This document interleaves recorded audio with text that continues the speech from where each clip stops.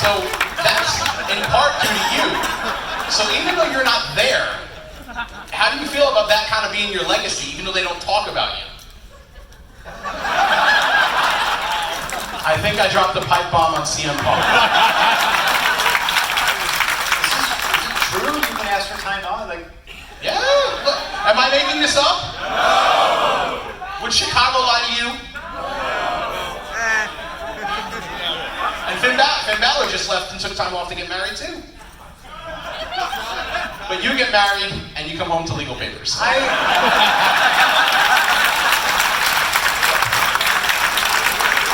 But it shows how much they've changed since you were there.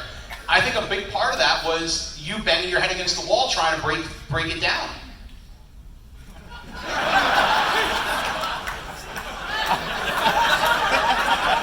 I broke CM Punk, I'm sorry. I'm gonna need some time off. Holy shit. I don't know if I have anything to do with that, and if I do have anything to do with that, it's probably because I eventually said, peace out. Like, I've asked for time off ad nauseum, you know, and... Wow. Well, good for them. And maybe they won't burn out and fucking split then. Good for them. Good for them. I can't fault anybody, you know what I mean? Like, I think that's fucking great. That's, if that's true, and you don't get punished, because that's the other thing. That's true. The punishment could come later. The other thing. Yeah, they could still be getting punished. You never know. Yeah. I don't know. I do want to ask you this, because in all of the podcasts and trials and interviews and tribulations that you've talked about after you left WWE, was there anything they could have done to change that trajectory? Like if they were in Chicago and Vince McMahon showed up at your house and was like, hey pal, let's talk. Yeah, absolutely. So what could they have done to keep you happy? That's a good start. But one thing, theoretically, what would have made you happy at that point? Nobody talked to me. I went into their office and I was like, I'm going home. And they're like, what do you mean you're going home? And I was like, I'm going home. I've been asking to go home and like, I'm not gonna make it till Mania. I'm gonna fucking die. It sounds extreme and it sounds, you know, I know the people who don't like Phil will be like, you were fine. But for Christ's sakes, I mean, Ambrose ain't here this weekend. Why? MRSA infection? Yeah. Okay, it's some serious shit. Yeah. And that's something I had that I didn't know that I had, you know? And I was like, I just want to go home. Please go home. No, guy, we need you for summer, you know? And so I went home. And then I got a text like maybe 4 days later, and Vince was like, you ready to come back to work? And I was like, it's been fucking 4 days. Like, and then he told me he was suspending me for 2 months, and I was just like, cool. I busted out my calendar and I looked, and of course I was like, of course the suspension ends exactly like the day after WrestleMania. I was like, oh, I'm being punished. I can't do WrestleMania. Fine. And then the 2 months I was suspended, and then nobody ever dialed me up and was like, hey, your suspension's up. I wind up finding a check. This is all, I think I covered all this. This is all retread. I'm sorry. But I found an uncashed royalty check, and I was just like calling him up to be like, hey, can I get this reissued? It's a year old, my bank won't cash it. And then just nobody called me.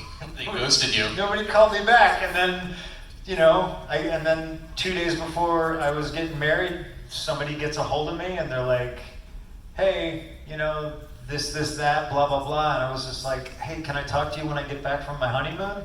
Which apparently now sounds like it would be a reasonable thing to ask for. And then, yeah, magically 2 days later, special FedEx shows up at my door and I'm fired. And I was just like, all right, what are you gonna do? Hell of a wedding gift. What are you gonna do? I gotta get married. I can't deal with it now. That's the way it happened. So your question, could they have done something? Yeah, they could have fucking talked to me. So the tail end of that is everybody who's had some sort of issue publicly with them over the years, whether it be Bruno Sammartino or the Ultimate Warrior, anybody, At some point, they all come back. And the narrative and the speculation is someday he's going to come back. When's the last time you had any conversation or contact with them? And would you even be open to talking to them about coming back? And maybe not, I don't think you'll ever be a full-time wrestler again, but there's lots of things they can do with CM Punk, the persona. I'd do it just to be like, I'm gonna need some time off. Found your new t-shirt. Fucking great. Like sign a full-time contract and come back, and on the first day be like, oh, I got this vacation planned, and I did all this stuff, That'd be funny.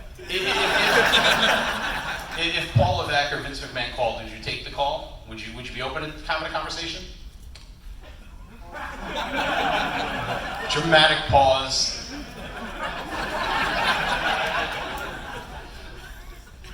I would not talk to them, and that goes back to what we just talked about. I mean, on what planet, in what other business does somebody suspend somebody else and then they don't come get them after the suspension? Why is it up to me? It's just a weird situation. But that being said, I'm over it. I've been over it for a very long time. It's in the past. I'm 40 years old, and I try to be as zen and as wise as I possibly can be, and my life has taught me a lot of the times that I would be confrontational when there's maybe no need to be confrontational. If somebody cuts you off in traffic, really, who gives a shit? You're gonna see them at the red light.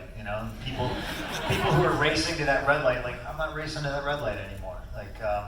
I'd be. And this is the dangerous thing, and this will be taken out of context, and this will be lesser websites clickbait for the next week, but I'll have a conversation with anybody, but it's nothing I'm reaching, I'm not calling them, but if they're like, oh, hey, I mean, I'll talk to you, and see what you got to say, but it better be good. So the door is unlocked, but you're not going to be the person to open it, is what you're saying. I'm like I said, I think I had a pretty good career. I don't think there's anything left I need to accomplish. And there was stuff done under the guise of business that was absolutely personal that I've let go. And it's just I knew that. I know who they are. And if they didn't talk to me then, why would they talk to me now? So why is it? It's not an issue in my life. I'm just whatever. 5 years ago, one of the talking points after you left was you never got the chance to do the WrestleMania main event. 5 years later, is that something you still look at as the unmarked check on your list, or do you become to peace with that? And how do you get to the point where you come to peace with, I'm not going to get to that point? So I think in wrestling culture, I think there's a lot of toxic garbage. I think it's like that in sports across the board. I have friends who play baseball. I got friends who play hockey, and I think there's always that push to be the tough guy and I got to work hurt. Obviously, in pro wrestling, it's more so, because back in the day, if you didn't work, you didn't get paid. It was still very much like that when I was on the road full time. I mean, if I missed a house show loop, which I never did, I wouldn't get a fucking paycheck that week. You know what I mean? I think it's 2019, and I think all these sports organizations need to address that. Yes, there's always going to be people who will abuse the system and be like, oh, I'm hurt. You'll see Major League Baseball reports so-and-so out with pinky swellness, and you're just kind of like, oh, all right. But I also understand that if you're paying this guy $10 million a year, and it's a 160-game season, his pinky hurts, let him sit out the game against the Blue Jays. Who cares? Whatever. But in pro wrestling, there's always this pressure, and it's very real from the office about you have to make these shots. And they make it this toxic masculinity thing about you got to do this and look how tough I am, and I think that's really, really stupid, and I think it gets people hurt, and I think it gets people killed. I think it's a dangerous thing. And apparently you can fucking ask for time off now. So I think that if that's true, Mike, I think that's great. But I still think they need to address other things. Like there should be a, I don't know, off season. You can rotate people. They got 300 fucking people on the roster.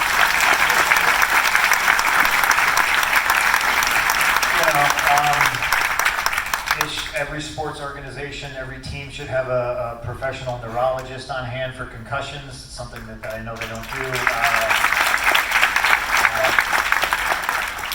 They should have better doctors. Let's not go further down that rabbit hole.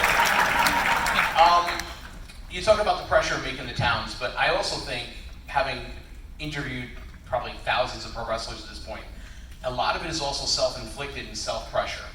That was kind of my point about, I'm sorry to cut you off, but like the WrestleMania main event, like I thought that was, I look back at it now and it was like a a mechanism in my head that like, it doesn't fucking exist. It's just like, to me, that last WrestleMania I worked, it was evident that I was never gonna get that last match. And at that point, I didn't care. I just wanted to be paid the most. And that was, to some people, even ridiculous. But given the top of the card and like where I was just like, no, like pay me. Like if you don't want, like you give me what I want or pay me. And that's kind of where I was. And so like now I look at it like, I should have just been asking for more money the whole time. Well, you're talking about the Undertaker match in New Jersey, right? Yeah. So there's That was in New York, pal. Oh, according to them. I'm from New York. I assure you it was not in New York. I know, I was there. It was in New Jersey. The swamps of Secaucus, 2 feet away. There's that urban legend, and you kind of talked about it in interviews, like, oh, what's next? What's next for me? But there's this urban legend that was talked about when that match was announced, that you were mad and upset that you were wrestling The Undertaker at WrestleMania. Is that true? And how does a guy who used to wrestle for Ian Rotten for little money and works his way all the way up to a top position in WWE get mad or upset that he's wrestling Undertaker at WrestleMania? I don't remember being mad that I was wrestling The Undertaker at WrestleMania, because I think if you look at it, that the whole streak thing was like a big thing. Yeah. I think I was probably mad about the way it was presented. I was just like, well, I just want everything I'm involved in to be the best it possibly can be. And if you're just another guy wrestling The Undertaker at WrestleMania, it feels like that's exactly what you are. You're like, oh, The Undertaker needs to beat somebody at WrestleMania. Here you are. So I had ideas to actually build it up and make it look like a threat. And I never felt I was. I was disappointed in that, but I was never mad I was wrestling The Undertaker. I thought that was, I thought it was a good match. I love the match.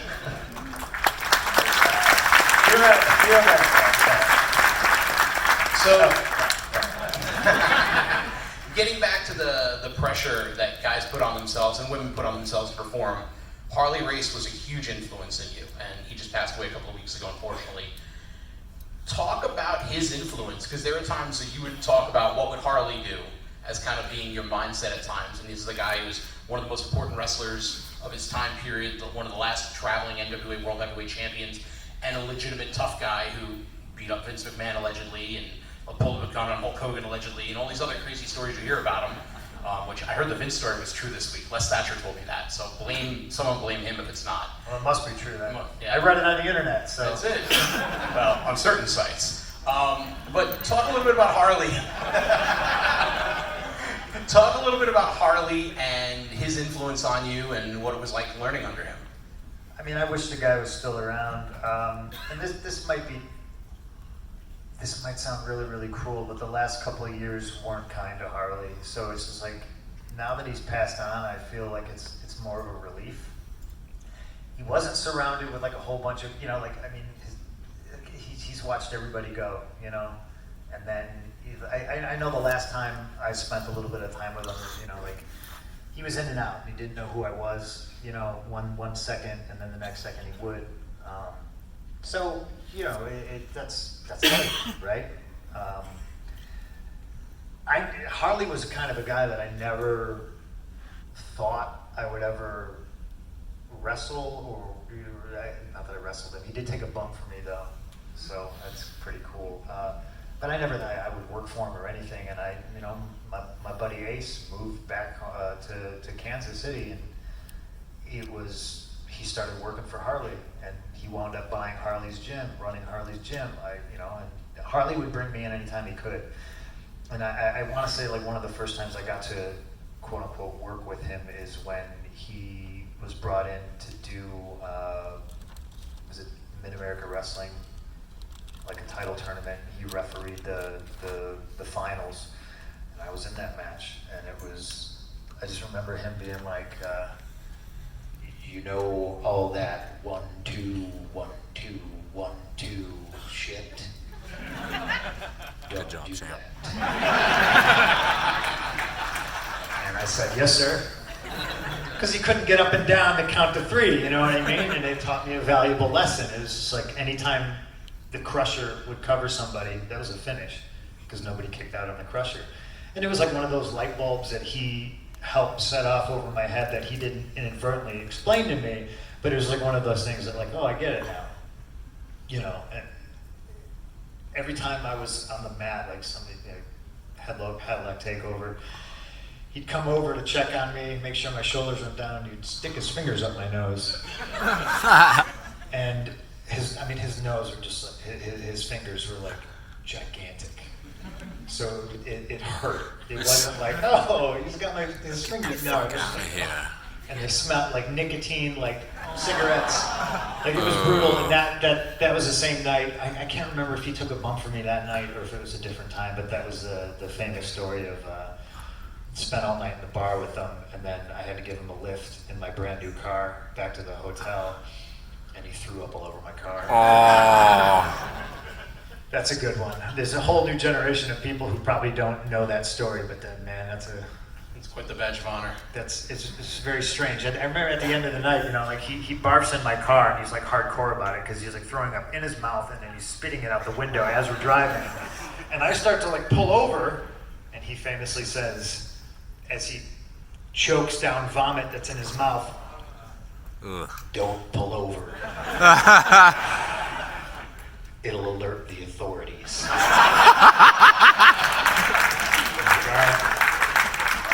I keep driving, get to the hotel, we get out, my car's covered in puke. He's covered in puke. And we walk him me and Ace walk him to the elevator. And Harley turns around and he goes, "Well, my friend, can you ever forgive me for throwing up in your car?" And I said, "Yeah, Harley, don't worry about it." And then he went in and hugged me.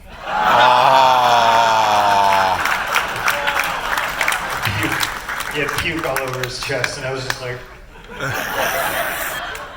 Yeah, and me and Ace drove home. We were up in Wisconsin. We drove home the whole way, just like fucking dying laughing that this happened.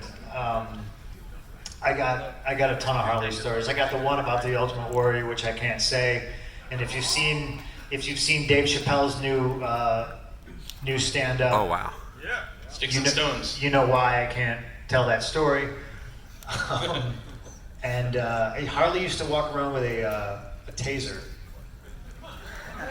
Not one that you could like shoot and the prongs would go into somebody. He'd walk around with like one of those old school ones that just like made that horrible noise, and he would shock people all the time. I remember I was always reading stories. He would always do it to Owen. He did it to everybody.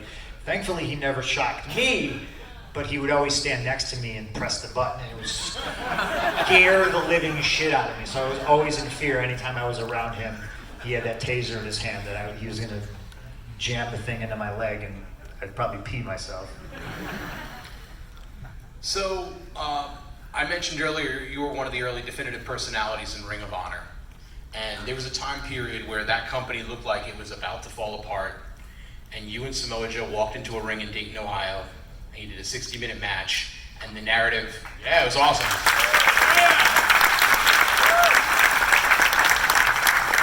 The narrative immediately went from ROH is doomed to ROH is great.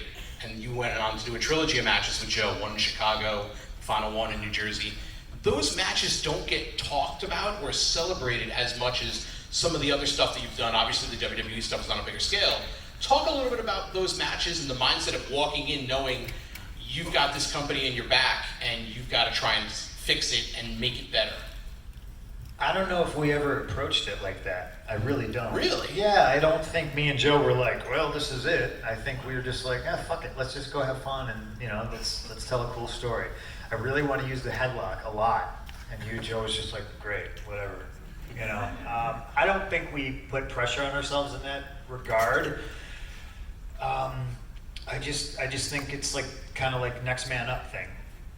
There was a group of guys who worked for TNA. I was one of them. We worked for ROH, and I remember we all had a bit of a meeting, and we were like, can't let TNA tell us who we can and can't work for, and we all were like, yeah, gung ho, let's do it. And then the next day, so and so cancels off Ring of Honor, so and so cancels off Ring of Honor, so and so cancels off Ring of Honor, and Gabe looked at me and he was like, you're canceling, and I was like, no, I just can't operate that way. Like TNA told me you can't work for them, and I was just like, yeah, I can. Like, yeah, I'm an independent contractor, right? Like, no, but you have a contract with us, and I was just like, all right, but it doesn't say you can't prevent me from working anywhere. So, a bunch of other guys said they were going to stay, and they left. I stayed, and then, like I said, it was like a next man up thing. It's what happens in sports teams. So and so gets traded. So-and-so retires, it's the next guy up, and I was like the next guy up. I don't know if Gabe ever looked at me like I was, one of the main guys or whatever, but he kind of had to at that point.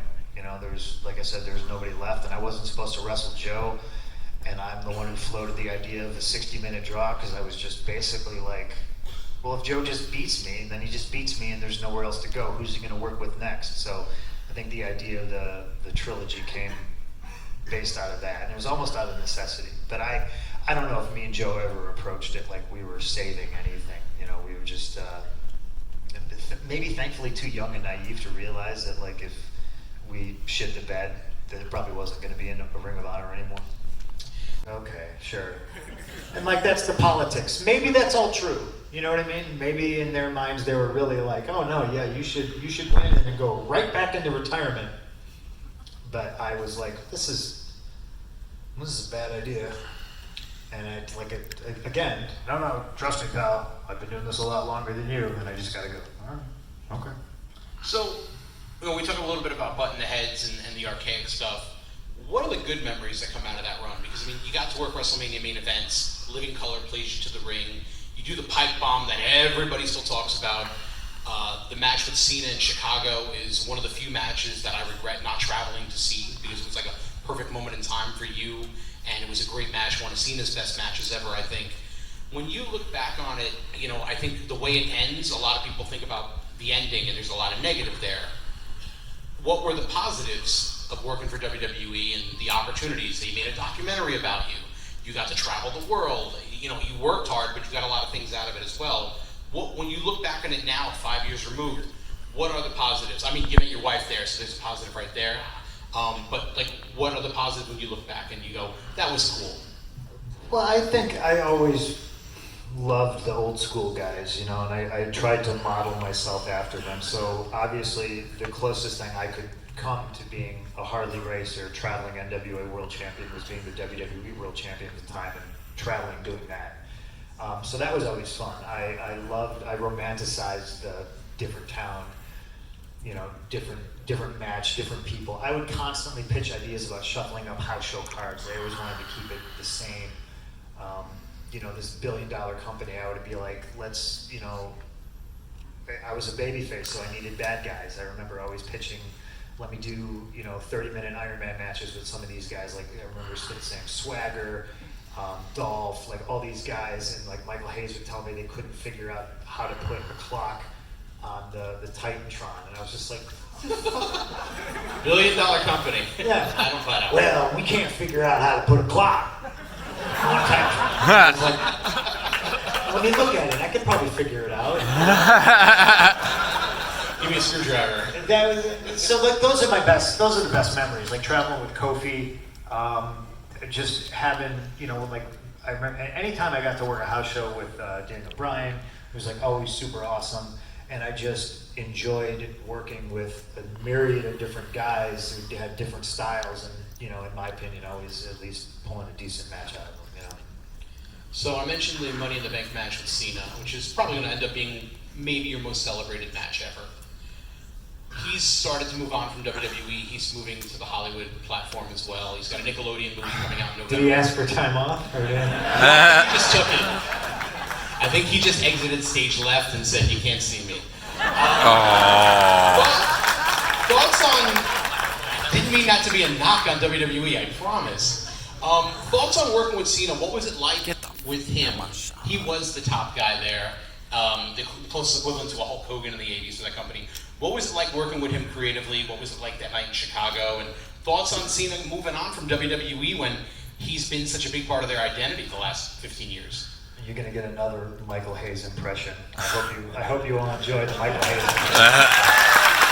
I wish John was here so he can answer that question. But I always liked working with John because, again, it was easy, and I think John was in a position where he was almost kind of glad somebody else came in and forcibly like took the reins. I remember the first time I worked John in like 2009,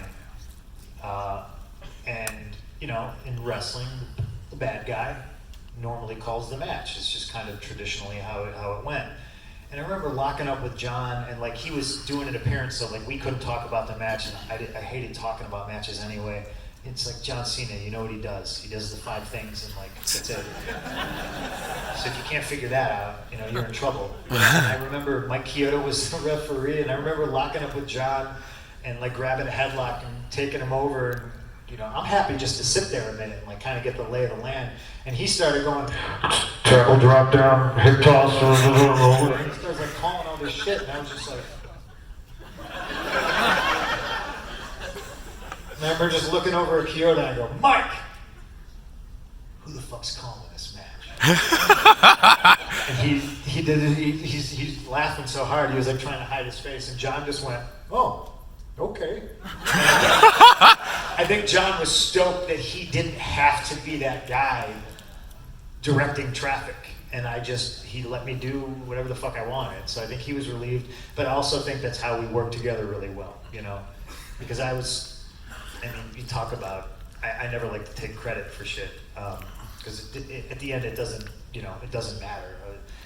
But I was the first guy to be like, why does everybody always take their shoulder? Like, you know what the fuck's gonna happen. Like, why do you let him do this to you without fucking kicking him in the head? So like, it was really like, I broke down the John Cena comeback like in a logical way, and he was just kind of like, this is great. How come nobody's ever done this before? And you know, just working with him was always great. Like I said, because he wasn't worried about his spot. And I think everybody else, up until that point, was worried about their spot. I don't think when I wrestled JBL, I don't think he gave a shit about his spot. So that made it a little bit better. But there's always guys who were worried about their spot, and then you know that they don't like you, and you know politically they're against you. So wrestling them was always pulling teeth. It wasn't like that with John at all. Would you say the Chicago match was your happiest moment in the company? Would you feel the most fulfilled that night? No, I mean, happiest moment in the company, that's like really, I mean, that's hard to say. I mean, I legitimately did not sign a contract until that day. Like, we didn't have it, like, Vince was like, what's the finish? Because if you don't sign, the finish is obviously John up. And if you sign, we have to figure out a finish. And I was like, oh, okay. You know, and I got what I wanted, and I signed the deal in the Rosemont Horizon, but I don't know if it was my happiest moment, you know what I mean? I was always stoked when I got to help somebody else have a happy moment. That was always, I think, happier for me. I think in that moment, I think for Chicago and wrestling fans in general, it's a happy moment for them. It's a great moment for me, don't get me wrong, but I think I was always more stoked when, you know, like when Ape and Eve got to do a main event with me and Dan Bryan, like a Raw. I was always happy to, you know, do what I could. I feel like in my career, parallels with my life, that I'm always, like if I find myself on higher ground, I'm always doing this, try to reach up and like bring my friends with me. Because when I was a kid, I never had that.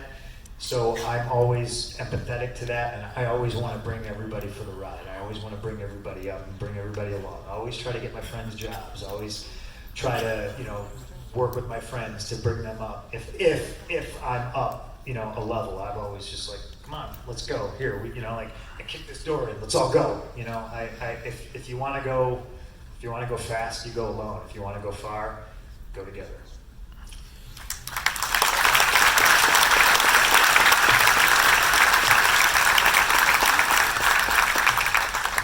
One of the things that defines you the most is your promos. When was the moment when you realized, all right, I got this? And because I watch your stuff and I'm like, there's echoes of Roddy Piper in there, there's echoes of Randy Savage in there. And the moment I knew you were a star, there was the promo you did in Ring of Honor. I'll become a monster to fight the monsters of the world. You shot in the basement of the Murphy Rec Center when you were doing the program with Raven. I saw that and I was like, holy crap, he's gonna make $1 million. Like I knew it right then and there. When was the moment that you knew you kind of had that knack for the gab and that the mic was your best friend in wrestling? I don't know. I don't know. Again, I hate talking about myself or praising myself, so I don't know if I have that. If you think I do, that's awesome. I think it's something that was always there, from just being a punk kid and getting beaten up constantly, but still always like running my mouth. I couldn't beat anybody up. Have fun with that one, internet. But I could always talk shit, and like, man, people would get tired of punching me in the face, and I would still be there like talking shit. Like, oh, your mother. Like whatever. And so it stems from that.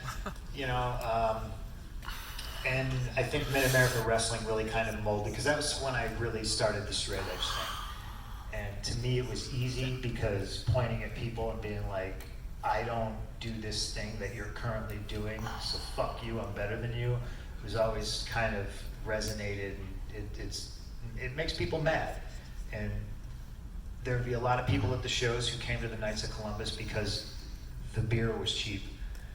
And so it was like easy just to get these guys riled up, and I just think it was always something that was there. Ring of Honor helped a lot too, because it was almost like it was formatted for television. It wasn't an indie show at a dog park or like whatever.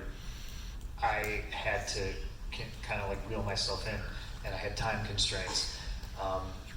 But again, it was quote unquote almost like it was filmed for television, so that helped me out a lot. And just I think being open to different kind of music and movies and just culture and everything in general kind of broadened just my mind about everything. So cutting promos based on where you're at regionally was easier, and it just made the whole process a lot better. It's fun to be able to look out in a crowd and see like, okay, it's predominantly kids, so to know what kind of material you're going to need to use. And it was just something I always felt like I could be better, so I was always striving to be better. How much of the promo ability do you find yourself utilizing in acting? Because I don't think you did interviews for the UFC fights, but I didn't feel that was like CM Punk trying to talk people into the building. It was a different cadence, it was a different style of interview. How much of, maybe even the wrestling stuff and the promo ability, do you find pulling out for acting? Because I interviewed Roddy Piper once and he said, wrestling is explosion, acting is implosion. One is more internal and one is larger than life. Something's bothering me here, I don't know what that is. For you, how much of the wrestling stuff do you pull out in the acting endeavors? I mean, I haven't been able to explore it that much yet to really give you an answer. Hopefully in the future there'll be more roles, bigger roles that I'll be able to do that. But with I guess just kind of reading scripts. Like I've always had a pretty good memory, so if I had to memorize lines, that was never a problem. My character in Girl on the Third Floor, I think, is really nuanced. So I don't know how much wrestling helped with that. I think in wrestling you got to try to cheat and play to the cheap seats. But then again, Raw is on television, so it was always about like the hard camera and focused on that. So it helped me in that regard. But the character-wise and, promo-wise, they're kind of parallel.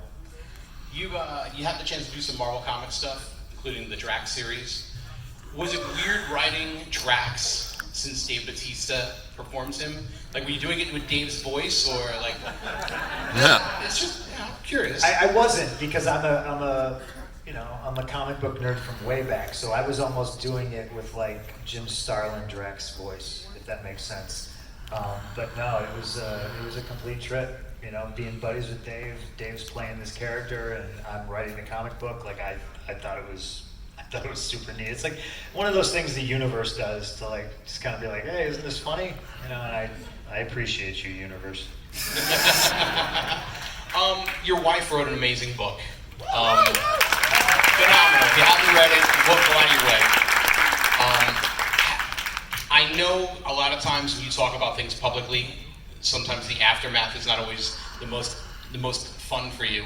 Have you ever thought about doing a book? Because I feel like you have the most amazing life story coming from Chicago and what you've risen up to, and now everything that you've accomplished even beyond wrestling, chasing your dreams in new ways. There's a story there, whether it's a feature film or a book. Have you ever thought about putting pen to paper in that realm? Writing a book, yes. Writing 3 books, which I feel like my life story would have to be at this point, that's a lot. Plus, I'm tired of being sued, so I could maybe skip things, or maybe I would have to put the allegedly names are changed, blah blah blah thing, which sucks too, because I feel like we should all be able to speak about the truth.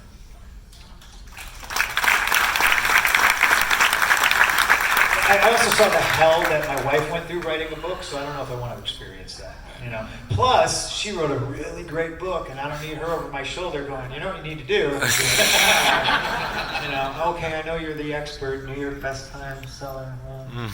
So, WWE makes movies now. One of them was Fighting With My Family, the story of Paige, which is a great movie. If you haven't seen it, it's the best film they ever produced. They were filming one night in Los Angeles. Rock was there producing, it was his film. He went out to cut a promo for the house and brought up your name, and I'm sure Terror reeked out. Did he bring it up? Actually, I'm sorry, the fans chanted your name, which happens bless quite your a bit. heart, fans. Right? I mean, it's wild that people chant my name. How long have I been gone? 5 years? It's crazy. I've been gone so long, and people have been chanting my name so long that people who never even saw me wrestle hate my guts. That is a fucking testament to what I don't know, but all right. So he picks up on it, pulls out his cell phone, brings up your name on a live mic at a WWE show and on a Raw taping in Los Angeles in the Staples Center, one of their major markets. I'm sure Terror reeks out behind the scenes. And he pulls out his cell phone, he dials your number. Why didn't you pick up? I was in the elevator going to the bottom floor to walk Larry. Your dog, Larry Tell. Yeah. Okay. Yeah, this is honest to God, true fucking story. I was just in the elevator, no reception in the elevator. My phone, no messages. I get in the elevator, it's a really slow elevator, like sixth floor. By the time it gets down and I walk out the front door of my apartment building, I have 87 messages on my phone. I'm like, Same thing happened to me. I think somebody's dead. So I'm like, oh my God, what is going on? What is this strange number? And I just get like number after number on my phone. It's like, answer your phone, pick up your phone.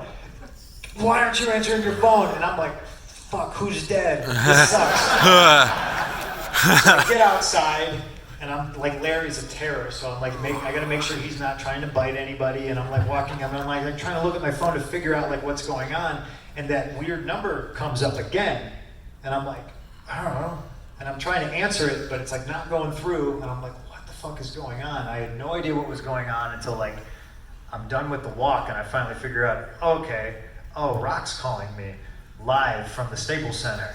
Okay, this is fucking weird. And I started texting him like immediately after that, and he got right back to me. He was like, "Oh, brother," I was like, "I tried to answer. I was outside. I was in an elevator. It just didn't work out." Did you ever hear if they freaked out, as everyone assumes that they did? Like, I can't imagine that they disciplined The Rock. But No, that might have been it. See, this is the brilliant thing about him. This is how smart he is, and this is why nobody else in this situation would have been able to do this. Like, he recognized that, okay, these people aren't going to shut up. They're not going to stop chanting for CM Punk. So he goes along with it, and it was fucking brilliant. Because guess what? They got their shot. They finished the fucking thing, and he created a hell of a fucking moment. He made, all the people in the Staples Center feel like, fuck yeah, that was awesome. And it was a cool moment, It's just brilliant. It shows you what a fucking smart guy that he is. And yes, I did hear. It was part of the text messages I was getting. A couple people backstage were like, "It's crazy back here right now." A couple broken headsets. Shit's flying everywhere. I started getting texts, and I'm like, this has to be a joke. There's no way this happened. And then I look on Twitter, and there's like clips of him, and I'm like, oh my God, they are not going to be happy about this. This goes against everything that they want to happen at their shows. Yeah, but it was great too, because like me and him, the next couple days, like just traded texts back and forth, and I was just like, hey man, when you were there, maybe I was like a dick to you. I said, but like it's politics, and like I don't hold any grudges. And he was like, oh my God, great. He's like, I came back there, and like it was completely alien to me, and I like felt weird, and I felt bad. Like so, like me and him like had a great moment based off of it too. So it was, it's positive all around. Why were you a dick to him? I don't think I was a dick to him. It's a fair backup. It's a fair follow-up question. Yeah, it is a fair follow-up question. When I was supposed to wrestle him, now mind you, I wrestle until my knee locks up, and now I need surgery. And I was wrestling, I think, Kane on a Monday Night Raw, and my knee that was it. So I literally get on the jet with Vince and Hunter. We fly to Pensacola. They drop me off. They get back on the jet, they fly to wherever SmackDown was on Tuesday. The next morning, I have surgery on my knee, and as I'm being wheeled out into a car to go back to my hotel, Vince calls me, and I was dating Lita at the time, and I remember being like, you answer that. And she answers the phone, and she talks to him, and then she hands me the phone, and he goes, hey pal, her surgery went good. We just announced on the website, in 3 weeks you're wrestling Ryback in a TLC match. It's the first Raw of the year, it's gonna be huge. And I was just like,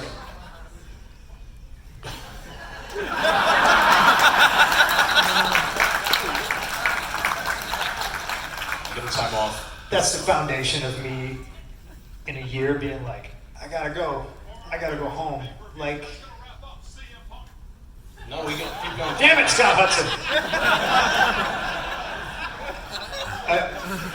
Again, it's management not being good facilitators. It's calling somebody who's still anesthetized, just had knee surgery, and telling them, you're wrestling this guy in a TLC match in 3 weeks.